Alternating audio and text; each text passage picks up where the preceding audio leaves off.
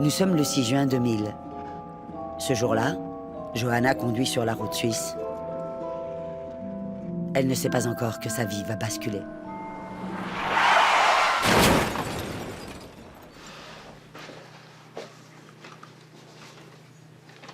Ceci, c'est ma voiture. Et ça, c'est l'autre, la cause du choc frontal. Johanna a perdu connaissance.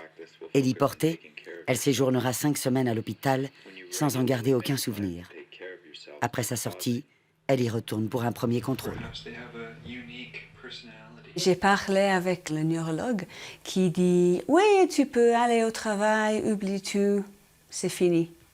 J'étais contente parce que je voulais retrouver ma vie comme en avant. Mais les choses ne sont plus comme avant. L'enseignante de talent n'arrive même plus à se souvenir du prénom des enfants.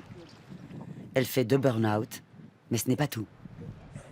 J'avais l'insomnie, la dépression, j'étais toujours anxieuse, j'étais malade souvent. C'était mon cerveau qui dit à mon corps « arrête ».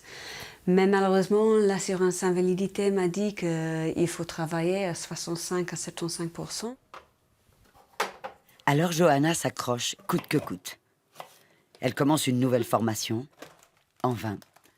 Heureusement pour elle, son mari se montre à la hauteur. Je crois que le plus difficile pour moi, c'était de voir Johanna dans l'état qu'elle se trouvait. C'était vraiment... elle trouvait des fois la vie vraiment très, très difficile. Donc, elle était déprimée.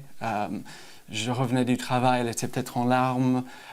Et ça me faisait très, très mal au cœur. Johanna brûle toutes ses réserves physiques. Finalement, elle fait une crise d'épilepsie. Une 2e IRM est ordonnée.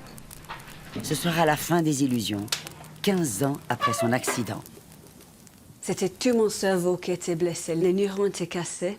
Les 2 lobes frontaux ont été blessés. Et puis le lobe occipital derrière aussi. Mon médecin m'a dit non, pas de travail maintenant, c'est fini. Johanna attend maintenant une reconnaissance par l'assurance invalidité. Ce ne sera pas chose facile. Ça, c'est le problème, c'est invisible. Si on casse un jambe, on peut voir. Mais si c'est le cerveau, on ne peut rien voir. Je veux que les médecins comprennent mieux, qu'ils traitent les blessés mieux que moi, qu'ils n'insistent pas à me forcer au travail. Ouais, je ne veux pas que les autres souffrent comme moi. En Suisse, l'association Fragile s'engage pour que la voix des cérébraux lésés soit entendue.